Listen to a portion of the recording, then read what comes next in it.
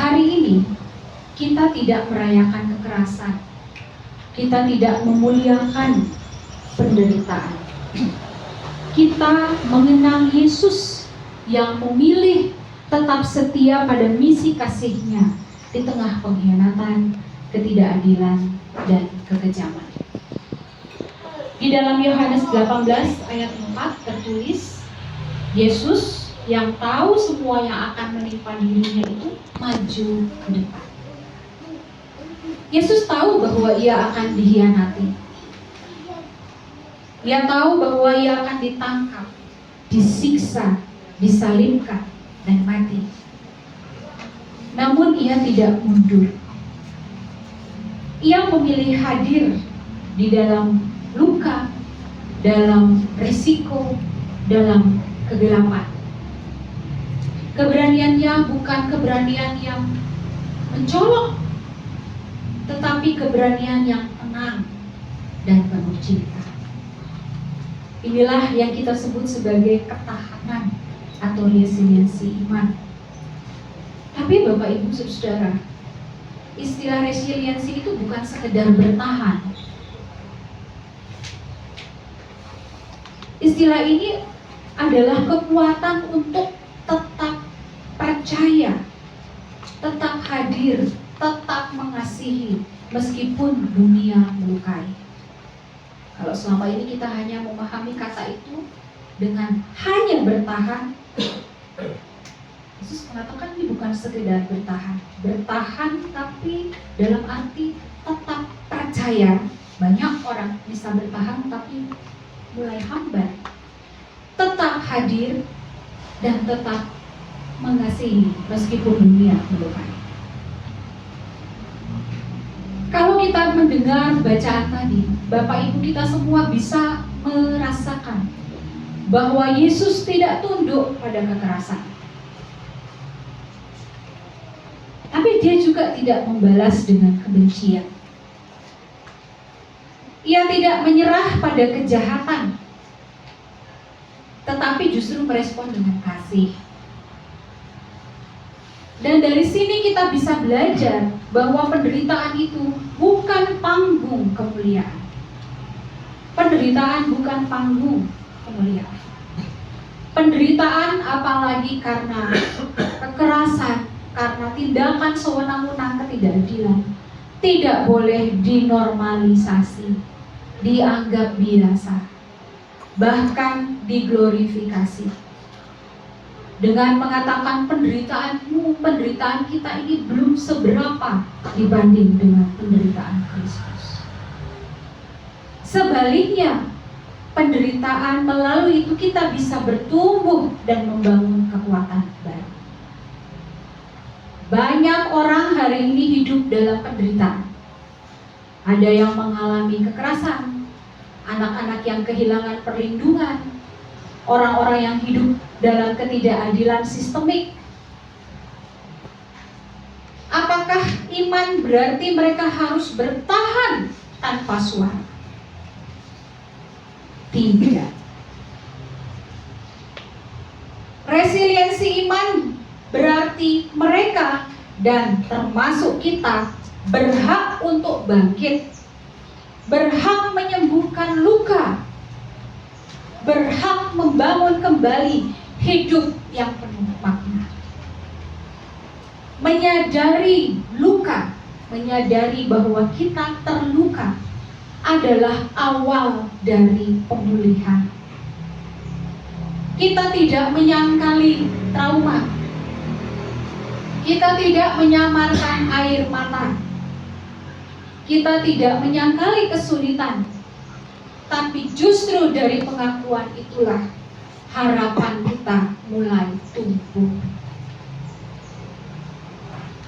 Mari kita perhatikan siapa yang tetap berdiri di bawah salib Yesus. Yohanes 19 ayat 25 menyebutkan, dan dekat salib Yesus berdiri ibunya dan saudara perempuan ibunya, Maria istri Klopas dan Maria Magdalena. Perempuan-perempuan ini hadir. Mereka tidak bisa menghentikan penyaliban. Mereka tidak bisa menghentikan penyaliban. Mereka tidak bisa menyelamatkan tubuh Yesus dari kekejaman salib.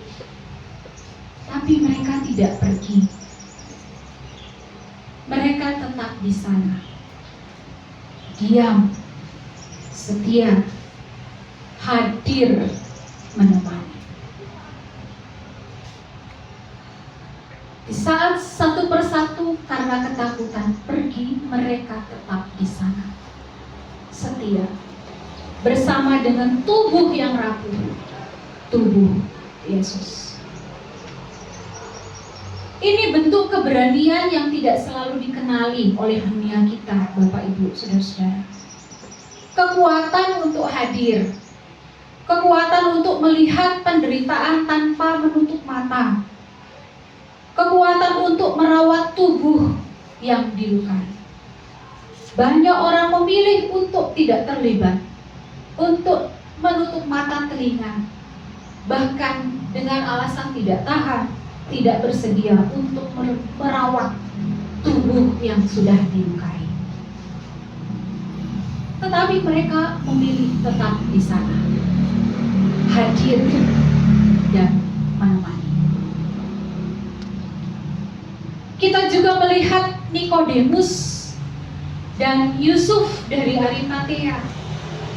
Bapak Ibu, dua orang ini tidak menonjol di awal pelayanan Yesus. Murid-murid yang tidak menonjol berbeda dengan murid lainnya. Tetapi setelah kematiannya, mereka juga mengambil risiko. Mereka merawat tubuh Yesus, memberi tempat pemakaman, dan mempersembahkan rempah-rempah sebagai tanda penghormatan. Tindakan ini bukan sekedar ritual pemakaman. Tindakan ini adalah tindakan kasih, pemulihan, dan keberanian. Tubuh yang dihina, dianggap tidak berharga, diperlakukan dengan sangat terhormat, diberi rempah-rempah. Ini adalah tindakan kasih dan keberanian. Mereka juga hadir di saat banyak murid lain menghilang. Itu kita bukan hendak menyalah-nyalahkan para murid yang menghilang. Tapi yang mau kita sama-sama renungkan adalah bagaimana para murid yang biasa-biasa saja, yang mungkin tidak dipandang sebelah mata, menunjukkan ketahanan spiritual, resiliensi spiritual. Mereka bukan hanya menangisi yang mati, menangisi yang tidak ada, tetapi mereka merawat tubuh, merawat dengan kasih, bahkan di tengah kekalahan. Bapak, Ibu, dan saudara-saudara, dalam dunia yang keras, gereja sejati bukanlah gereja yang hanya bersuara di mimbar, tetapi yang hadir juga di dalam luka umat.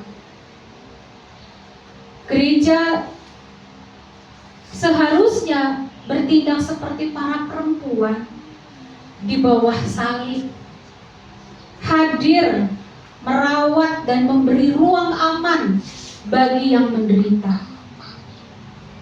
Dan kita semua dipanggil untuk menjadi bagian dari proses penyembuhan.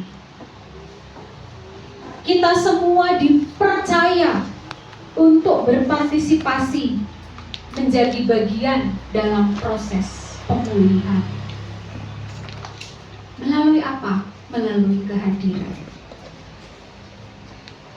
Melalui pelayanan, melalui pendampingan, melalui keberpihakan, terutama kepada mereka yang kerap dibungkam dan dilukai. Resiliensi juga tidak berarti bahwa kita tidak pernah roboh, Bapak Ibu, saudara-saudara. melainkan tetap berupaya bangkit, tetap berharap, tetap percaya bahwa kasih lebih kuat dari kematian. Dari salib ini kita belajar bahwa bahkan dalam luka terdalam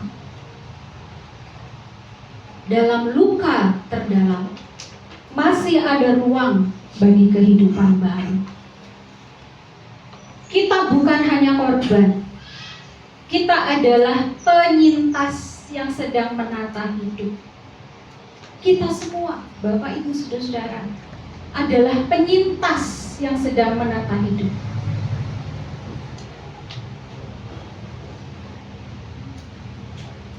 Meskipun terlihat seperti tidak bersuara. Sekarang mari kita hening sejenak dan membayangkan Bapak Ibu berada di bawah salib Yesus saat itu.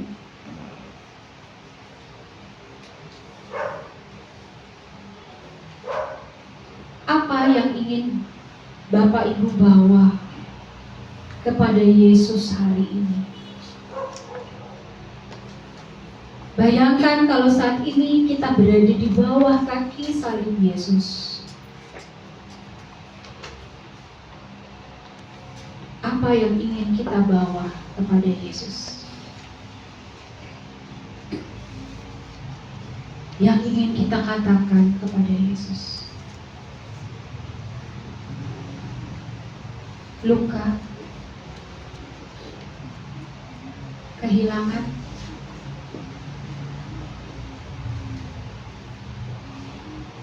harapan. Kita hening sejenak